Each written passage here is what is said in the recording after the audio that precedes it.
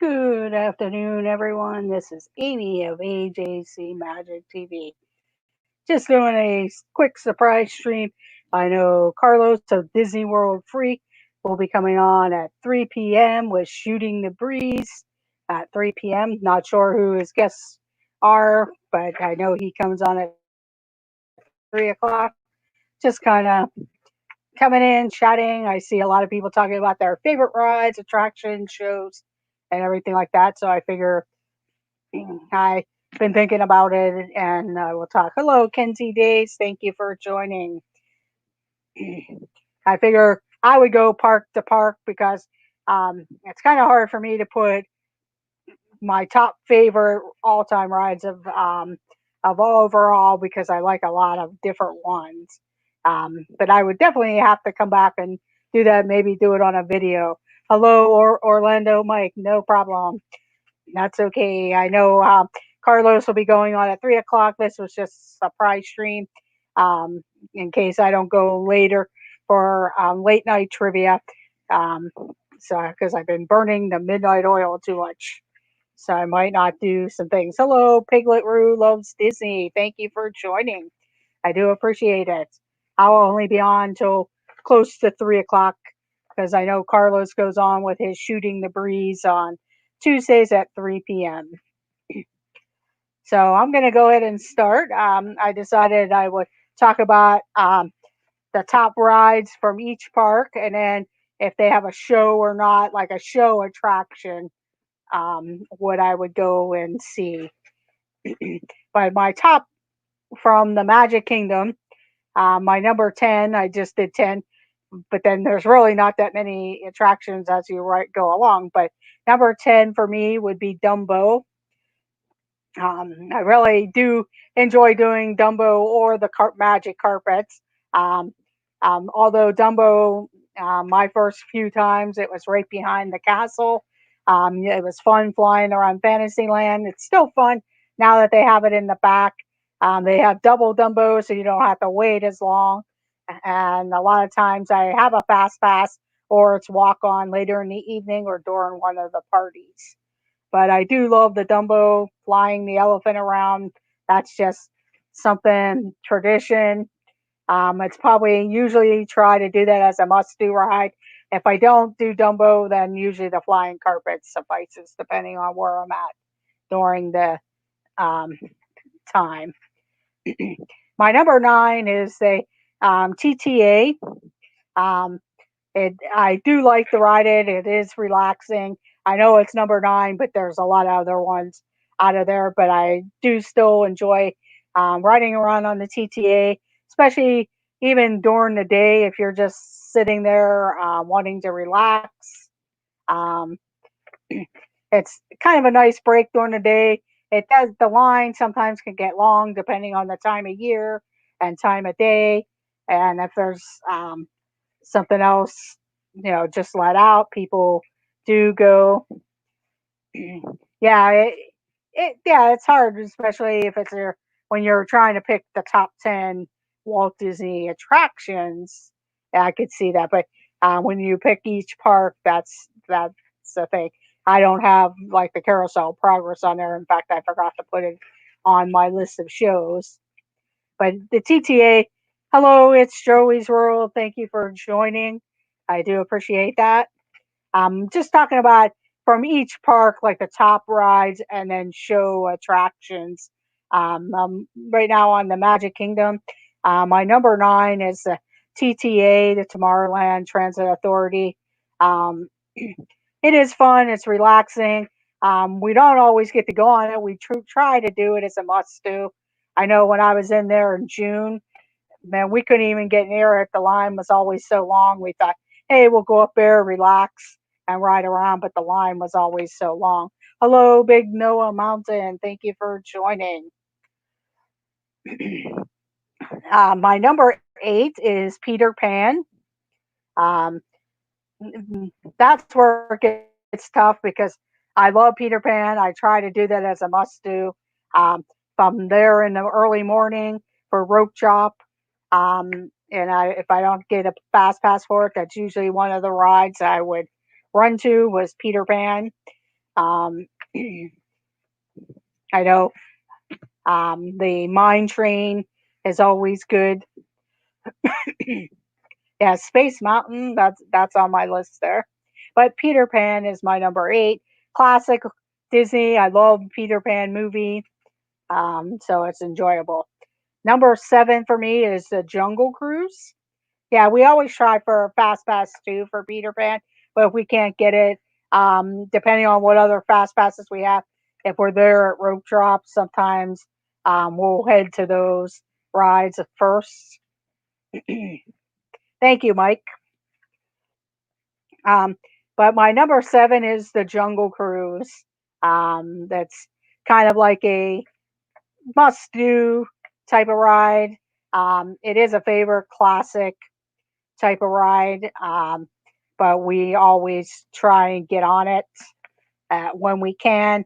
Usually try to fast pass it because it does take a little bit longer to go through the standby line. I've done the standby line later in the evening, and it usually doesn't take as long. But during the day, if we can't get a fast pass, we usually wait for the evening. In fact, it's one of my fun rides to ride at nighttime with the little light that they have on the boat and everything like that. It's pretty nice to go and ride.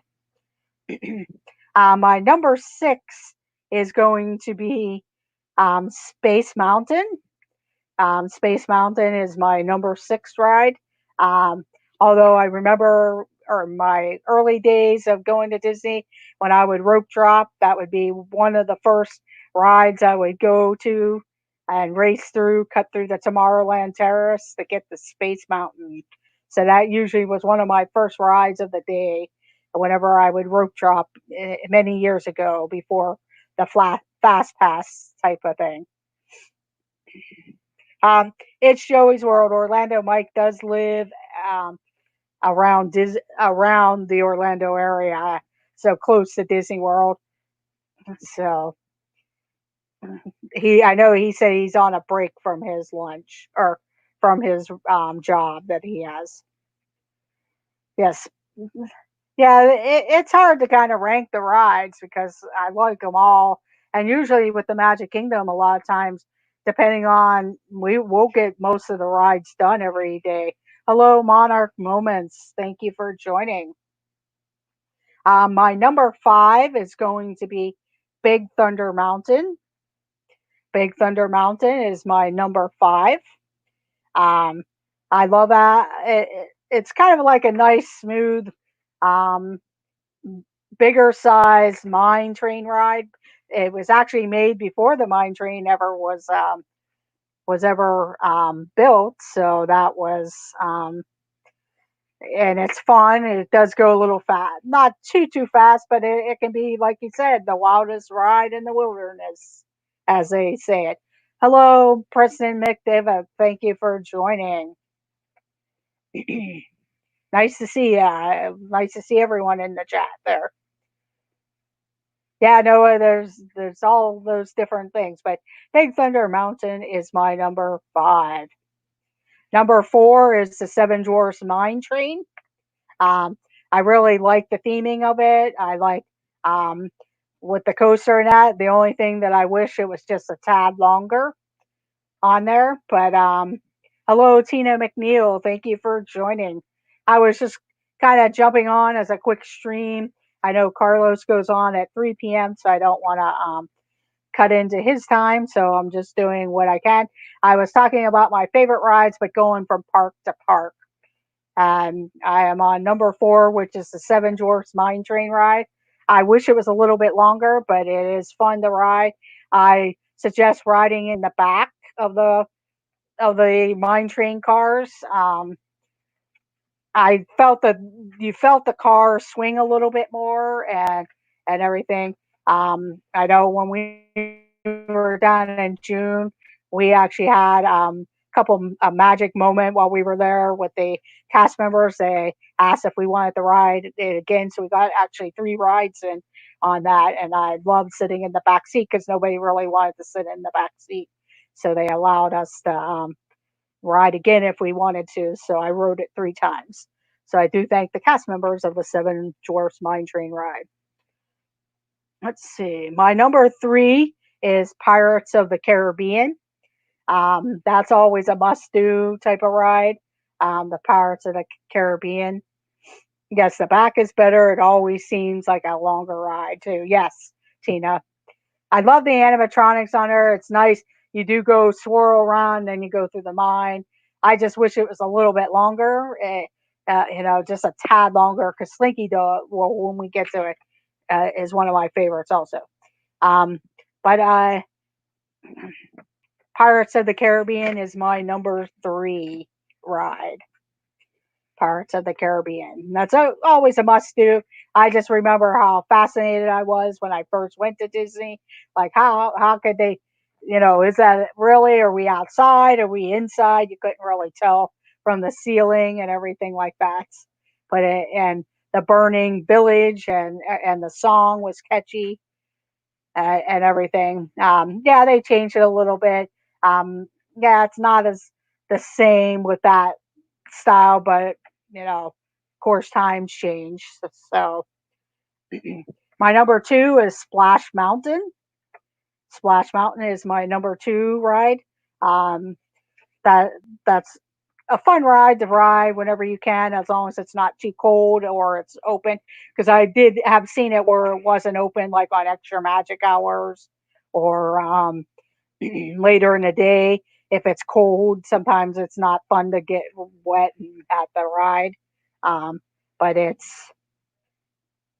is fun to ride, and it's one of my favorites. I used to also rope drop that one whenever it first opened, and couldn't wait to get there. But the mine train ride or the Splash Mountain, and of course, yes, I would love to do that, Kenzie. Hopefully, one of my trips will cover whenever you guys are there. So that'll be super.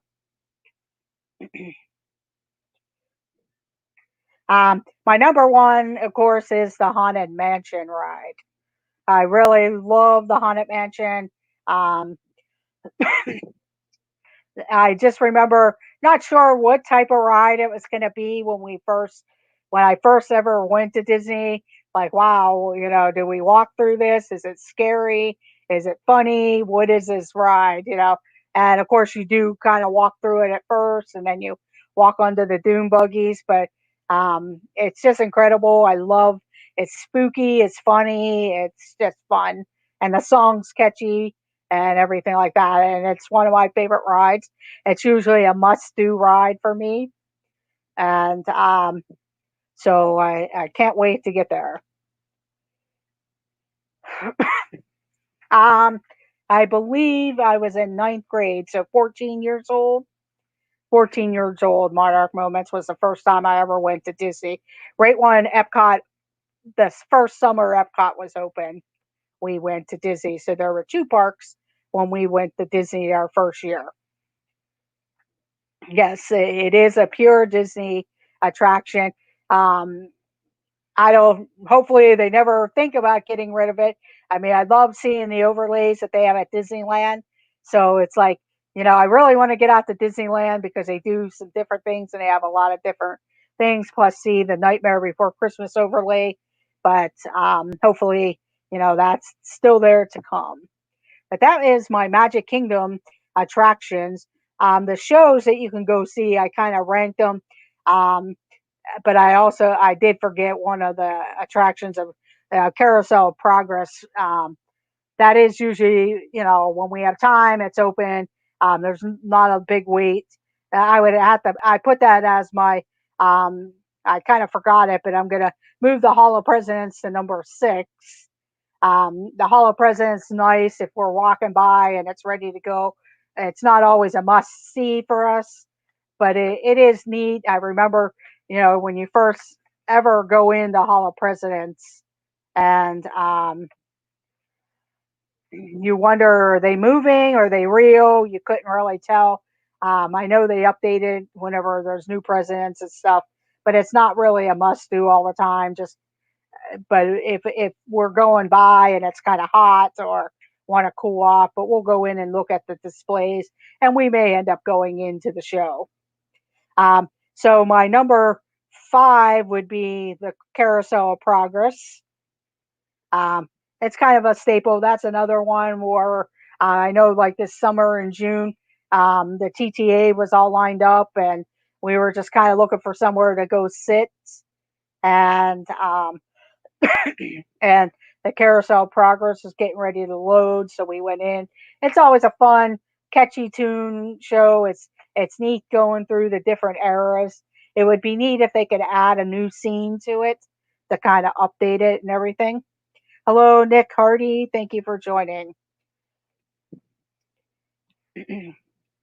Okay, you first wrote it in your 20s. My number four is the Tiki Birds, Walt Disney's Tiki Bird Room, the Tiki Room. Um, it's kind of fun to go in there. Yeah, it's a little hokey. The song can be catchy and stuff.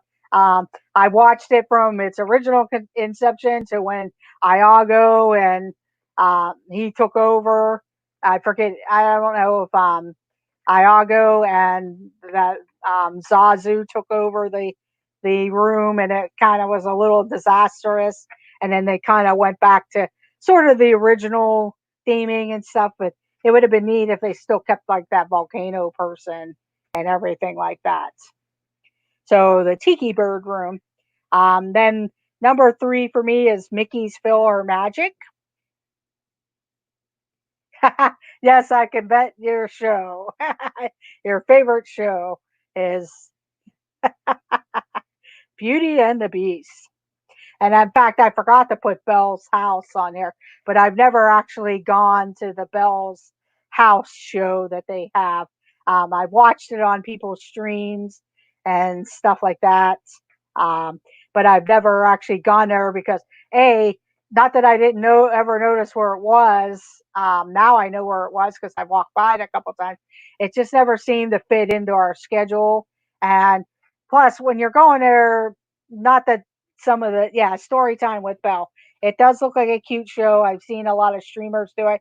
I think it's kind of not that I want to say it's kind of weird because I've gone and seen characters as a single adult and stuff. I just never was able to fit that in my time, or fast passes weren't available. So I just never got to see the story time with Belle. In fact, for a while there, I didn't even know where it actually was located because it kind of sits off of the pathway to the Beast Castle, and you just don't really notice it at that point. But I've seen an early inception of the story time with Belle when she was over by the castle. They had it there. Wow, Noah, you got a lot of, you're really shooting a lot of those shows and stuff. That's good. Yeah, I didn't really mark what movies and stuff because it's been a long time since we were able to watch some of the movies because they've all been kind of in refurbishment and everything like that. I went in by myself as a 17-year-old. I looked a little odd without a kid. Yeah, that's the thing. You just go ahead and do it because that's just like getting in line with characters. It's like, what does an adult by themselves standing there watching the things? Number two is Monsters Inc. Laugh Floor. Um, I think it's kind of fun. It's hilarious. I've gotten on where I was underneath the camera where I had to buy everybody churros, or that guy type of person. So they do some fun things. It's just fun. I like the Monsters Inc. characters and everything. And then, of course, my number one show for the attractions is the Country Bears Jamboree. I know for a lot of people it's kind of hokey, old. It's kind of nice to go in there, sit down, relax, catch some air conditioning. The songs are kind of fun. I know it's kind of old. It would be neat that if they could update it a little bit, maybe add some different songs or something. But it's just a classic, and it's just one of my favorites shows. Usually, I do see it almost every trip. It depends on how much time and everything I have. My last trip in December, I went to see Tiki Birds, so I didn't get over to the Country Bears this last time because I really wasn't at the Magic Kingdom that many days since I did the Christmas party and and then I went back my last day. I had the full day there. But the Country Bears, um, like the fireworks shows type of things, that would be, of course, I watch Happily Ever After. We usually will stay and watch the shows as long as it hasn't been a long day or whatever. It just depends on what time of the day we get into the park. Hello, Candy Mom 15. No problem. Thank you for joining. But that was the Magic Kingdom. I'm going to move on over to, um, let's see, we'll move on to Epcot. We'll go ahead and move on to Epcot here. Or, I'm sorry, Hollywood Studios. I'll move on to Hollywood Studios. So I broke it down, attractions and shows at those two places. But my number 10, because they don't really have 10 actual attractions, like ride attractions, I just put in Oga's Canteen just to fill in a spot. It's a fun place if you get a chance to at least peek in there, see DJ Rex. They do have some fun little drinks. You can get non alcoholic drinks, or if you're into drinking, they have some tasty ones. I know they're kind of pricey and stuff, but it's always fun especially if you're a Star Wars fan, to go in and at least see it. And my only thing, wish it was just a tad bigger, considering that it was supposed to be just a waiting room for a sit down restaurant area, but since it didn't become a sit down restaurant in the Galaxy's Edge, um, it would be nice if they could widen it a little bit. But I can understand they don't want to have too many people in there at once. My number 9 is Star Tours. That's Star Tours ride. um, it's enjoyable. I remember when the old time versions. I know Rob Fuzz has put out a video. I've seen Josh put out on some of his streams where you watch the old time when you first walk into the ride.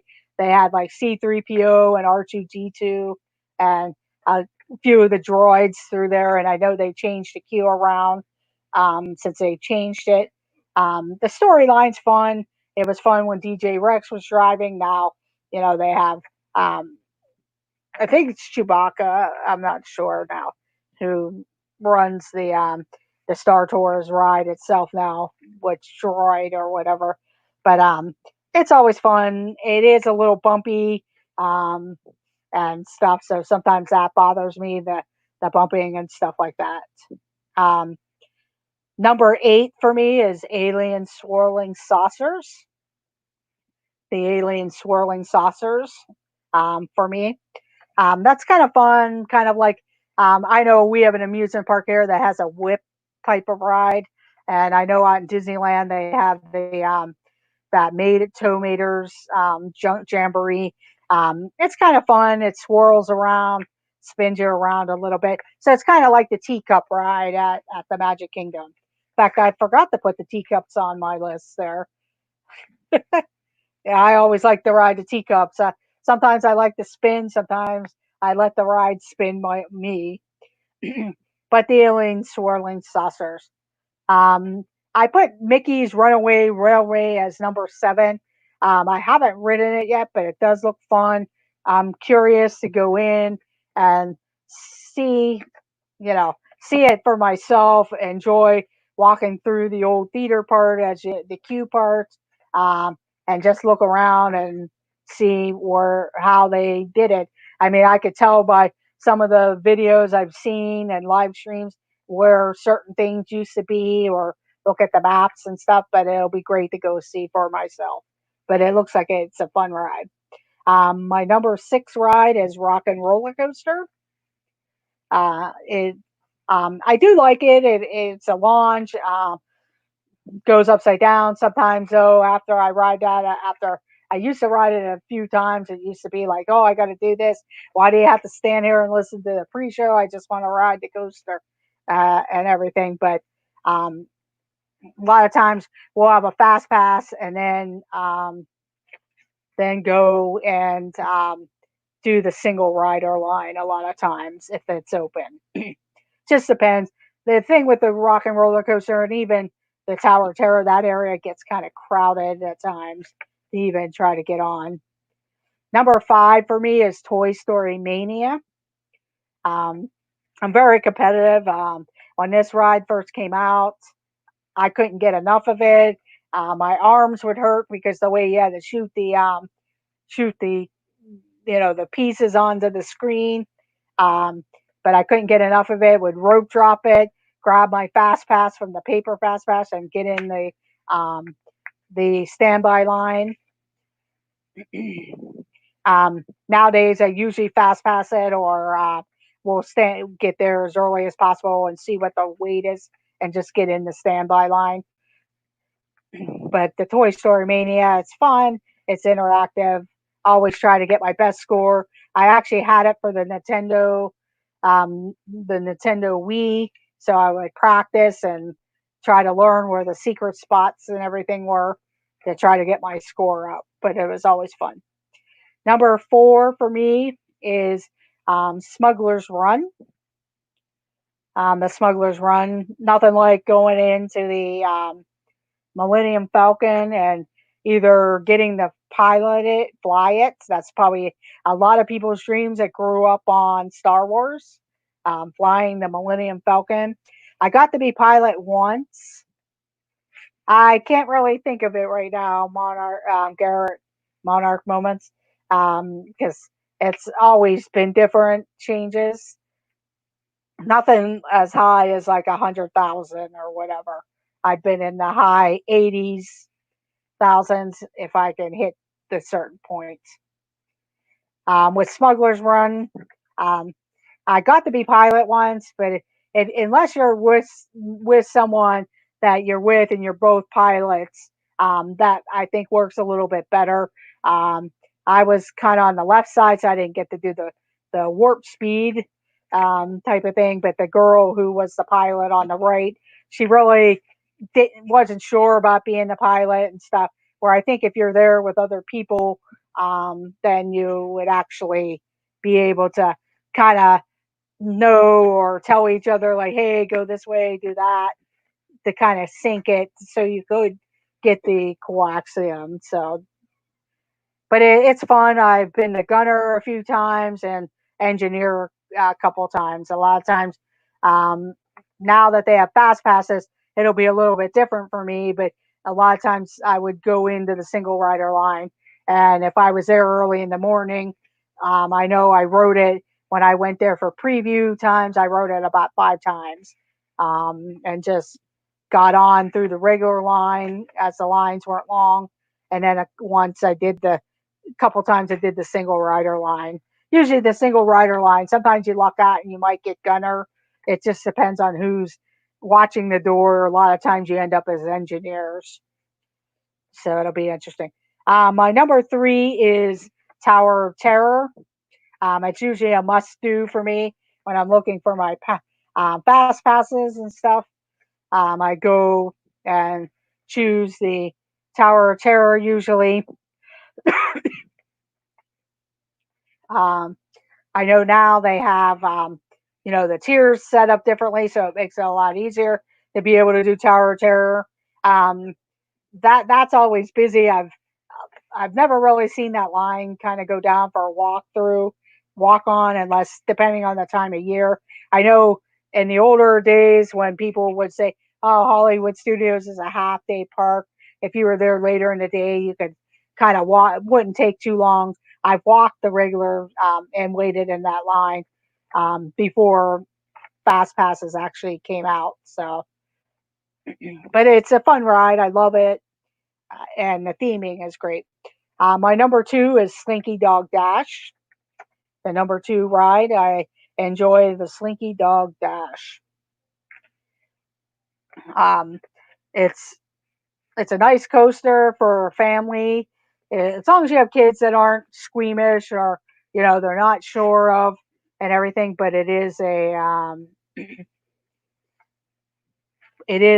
nice family coaster as long as your kids are tall enough and they feel like they can ride it. I know it can get a little bumpy here or there, but it's longer than the mine train. I mean, the mine train for me. I really love that, but I just wish it was longer. Slinky Dog Dash kind of fills that void, and they kind of upped it a little bit with the space and stuff like that, plus the little launch halfway through.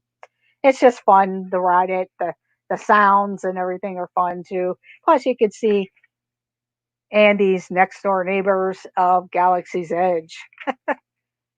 Yeah, the Tower of Terror is one of my favorite thrill rides. Yes. And of course, my number one is Rise of the Resistance at this point. Um, Rise of the Resistance, like a lot of other people have said, it is an incredible experience from the time you walk into the queue till you actually go through the whole ride. So it's the whole attraction. It's not just the ride part; it's a whole experience, and it's just incredible how that was made.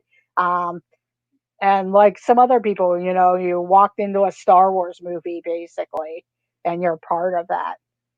Um, I grew up on Star Wars. I saw the originals at the drive-ins as a kid, and of course, I followed all the series and everything like that. I know there's a lot of offshoot storylines. I never really read the books, even though one of my brothers had the books, the Star Wars books and different things. I have a nephew right now.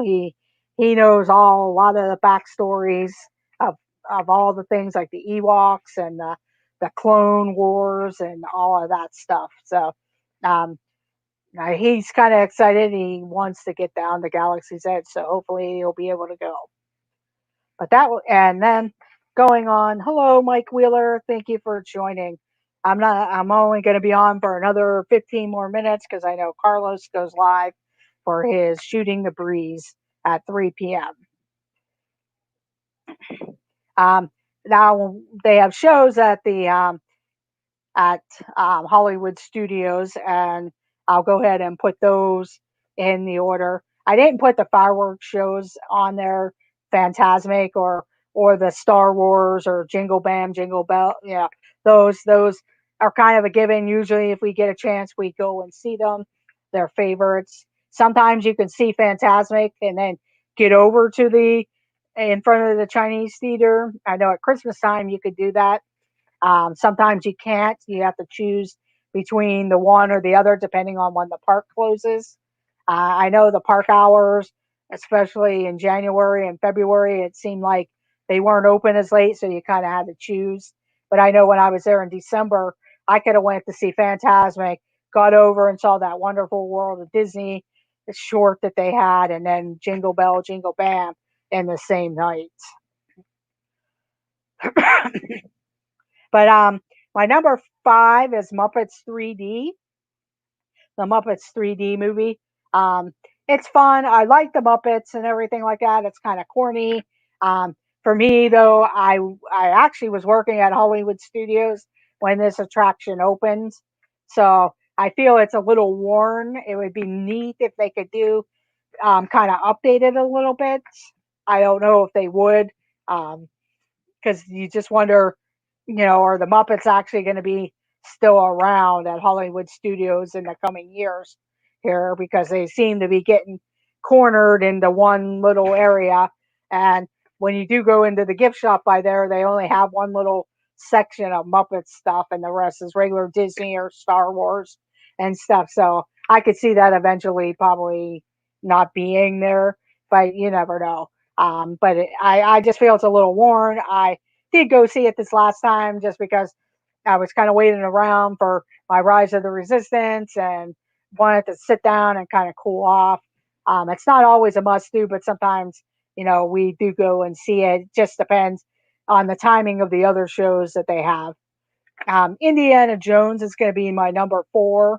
Um, we do get to see that. I love going to the latest show that they have because when the during certain times of the year, as the sun's going down, um, when the airplanes explode and stuff like that, it's just really a fun show. It's interesting. It has been there since it's opened. That Hollywood Studios has opened. Um, so sometimes it's not a must do for us. I know I've seen some streamers and stuff. They go there If we could get one of the later shows, we'll go. It just depends on how our fast passes and our meals go. Sometimes we'll see it earlier, but it's not always a must do. That's the only thing there. And a lot of times the shows end earlier than most of the park, before the park closes. So that's the other thing. You just have to look at your time guides. Number three is the Frozen show. Um, that's kind of enjoyable with a sing along. I know a lot of people like the one singer who's Equity Ben. He plays the storyteller. He is hilarious and stuff. So I know a lot of people like to try to go see it when Equity Ben is playing in the show. Um, but it is a cute show. It's fun. Um, if you want to cool off, it does hold a lot of different people, or holds a lot of people in there. Um, but we'll see how the shows end up going whenever we come back to Disney. And if they have to have you sit every other seat, or maybe each family could sit six, a couple seats away from each other. I don't know how they'll do that, but that'll be interesting. I have seen news that they are coming out with some news about how they're going to try and reopen the park, coming this week.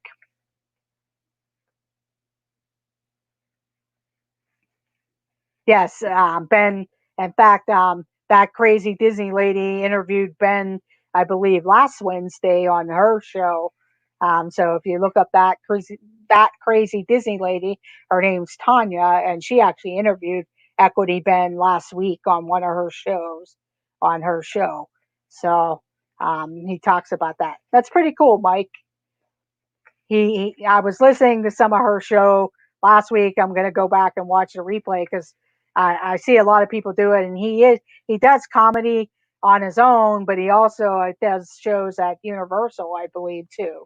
So he seems like a really nice guy. I know he was doing story time with Ben at nighttime with kids, and him and his daughter do that together. So it's really cool. My number two show is The Little Mermaid. um, the Little Mermaid show. That's been there, for a long time. Also, um, it's kind of fun. That's usually one of the ones I'll hit in the morning while I'm waiting for fast passes, or just something to do in the afternoon. Get in line. It does hold a fairly good amount. Um, it's just a fun show, musical. It's fun that they sprinkle you with the water and stuff like that as you're going under the sea. Ursula, that's a very big, nice, um, puppet that they have, or if there's a person in there or some whatever it is. But that was fun. The Little Mermaid show. We usually see that. That's usually one of our must dos when we're there. And of course, my number one is the Beauty and the Beast show. I know Kenzie Days, that's probably your number one show. But the Beauty and the Beast show, we try to go see that almost every trip if we can. The problem is with that show too. Like I said, the problem with a lot of the shows there, they usually will be over before the park actually closes. So I don't know if that has something to do with the actors and their contract that they can only do so many shows, or however it's run.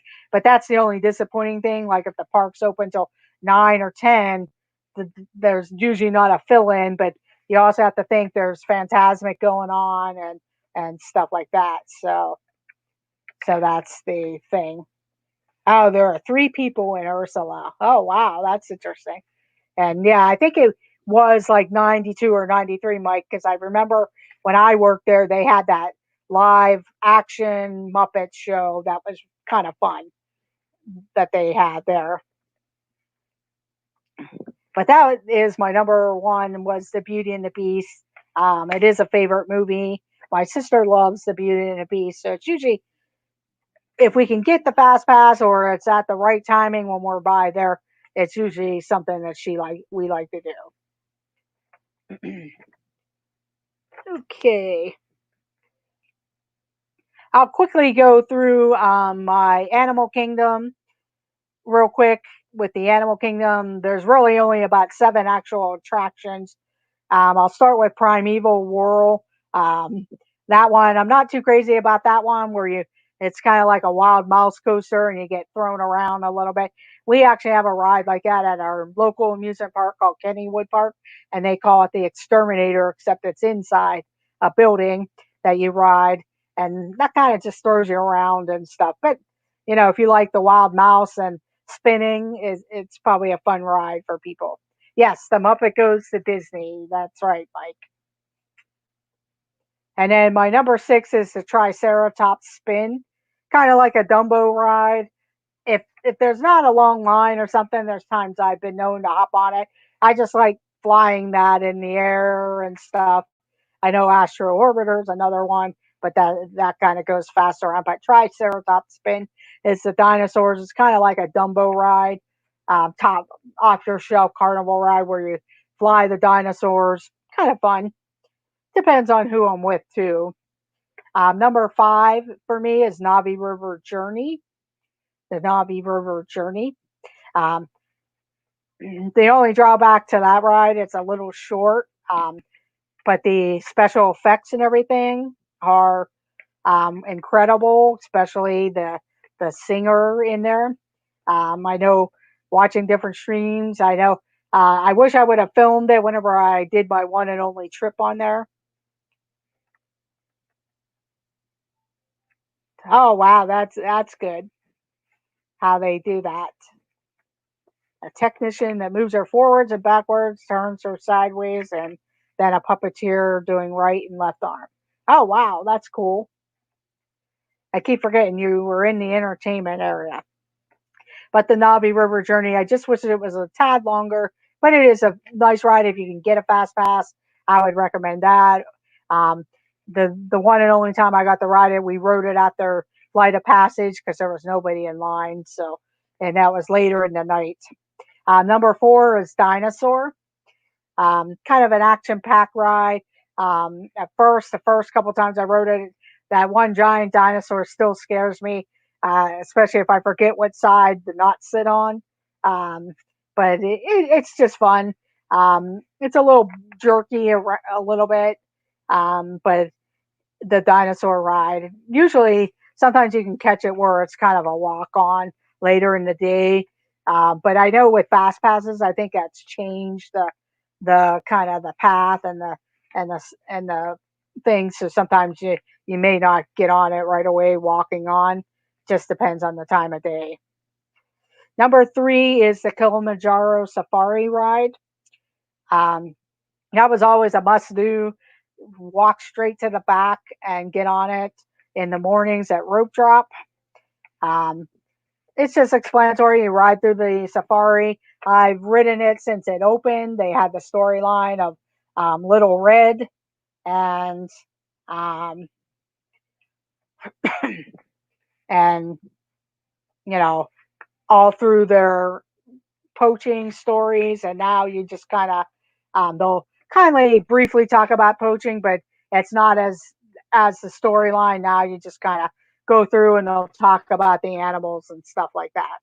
I know one of my must do's tours. I like to try to do the wild African trek, so that's going to be one of my type of one of the things I like to try to do for one of my tours is to go on the Wild Africa track, where they actually take you more into the ride itself and around the safari. My number two ride is Expedition Everest. Um, I love thrill rides. It's a coaster. Yeah, it goes backwards a little, but it's just thrilling. The hills are nice. Um, it's just an all fun ride. There's been times where I get in the single rider line and I would probably ride it three or four times before I decide I had enough of it. But Expedition Everest, and then of course the number one is the Flight of Passage.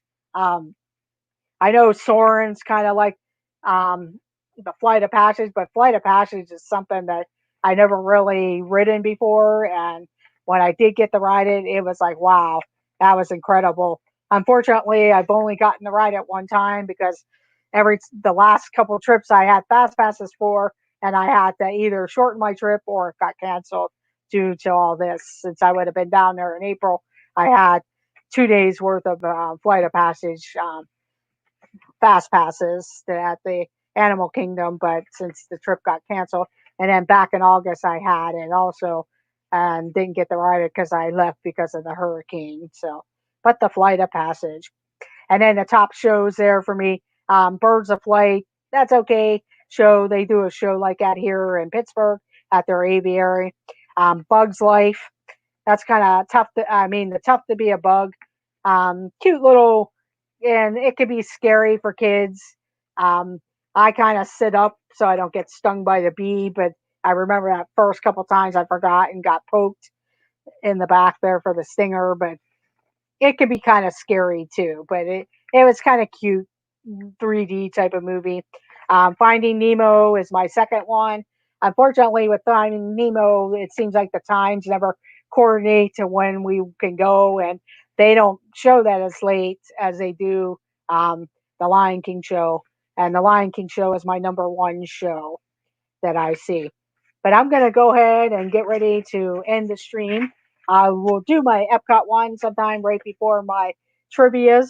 I'm not sure if I will go live this evening for late time trivia, but we'll see. I'm just going to watch for the timing. I know um, this evening, I know Carlos is going to be on here at 3 o'clock with Shooting the Breeze. Then you have Zippity Doo That at 6:30, then Jim and More Sunshine at 7:30, and Mouse Talk at 8 o'clock, and Buy a Pre Project at 9 p.m.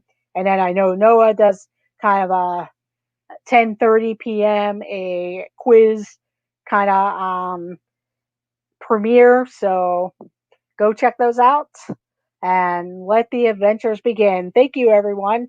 And don't forget to hit that thumbs up if you haven't already done so on your way out. It does help the channel.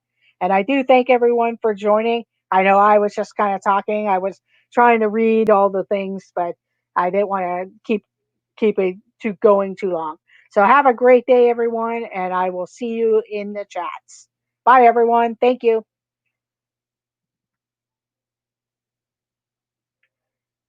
See everyone.